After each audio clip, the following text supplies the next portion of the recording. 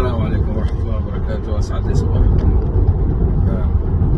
كلنا شاهدنا ما حدث للشاب اليمني في تركيا والهجوم الهمجي اللي حصل مجموعة من الشبان الأتراك. البعض تحدث عنها بصفتها حادثة شخصية وتحصل يعني بين الشباب. المحزن في الأمر إنه البعض حاول إنه يجد مبررات. الشاب مش سائح، ما عمل شيء غلط. كان عمل شيء غلط في دولة تقوم بواجب تأديب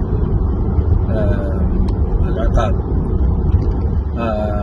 الحديث عن ما حدث مجموعة كبيرة من الشباب، إذا كان شخص أو شخصين ممكن الواحد يتجاهل الموضوع ويقول خلاص حادث حصل والقضاء ياخذ مجراه.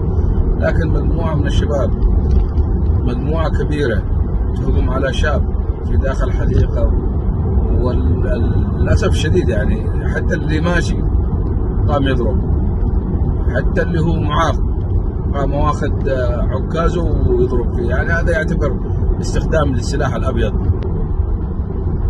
المشكلة أنه كثير من أخواننا العرب واليمنيين بالذات والمستثمرين ورجال الأعمال كلهم اتجهوا إلى تركيا بعد أحداث اليمن، بعد حرب اليمن في 2011. العقول والثروات كلها اتجهت إلى تركيا، لأنه كانوا يتوقعوا أن تركيا كما هي بالأفلام والمسلسلات التركية وحديث أردوغان والفكر الإسلامي والخلافة وهذه كلها. الشعوب الأوروبية تأدبت، تعاملت بالقانون وحصل كثير من الحروب إلى أن وصلت لهذا المستوى. أنت في أوروبا في أمان. تركيا إلى حد اليوم ما قدرت تصون كرامة شعبها.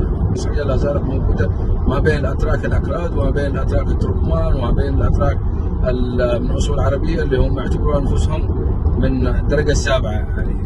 فهذا التركي تركي أصل. ما بالك إنه أنت كعربي أو سائح يمني رحت إلى هذه البلد، فأكيد ستواجه أشياء كثيرة قبيحة.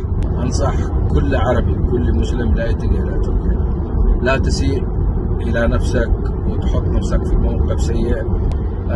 أنا أنصح أخواني هنا في هذه البلد ما شاهدناه من هجوم همجي في تركيا على الشاب اليمني. يجب علينا كيمنيين أن نأخذ موقف. لا يمكن أن يعبر السالمين والغانمين. مجموعة من الشباب تعبر عن ثقافة شعب، مجموعة كبيرة مش بسيطة يعني فوق 20 أو 30 شخص على واحد. الشاب هذا ضرب أمام مرأة الجميع، والجميع كان يعني يتفرج ويصور ومستمتع بالوضع. شفنا مواقف أخرى أكثر سوءا مع الأخوة السوريين. الأخوة السوريين أنعشوا الاقتصاد التركي بعملهم باستثماراتهم. وإلى هنا إن شاء الله لنا لقاء آخر. السلام عليكم ورحمة الله وبركاته.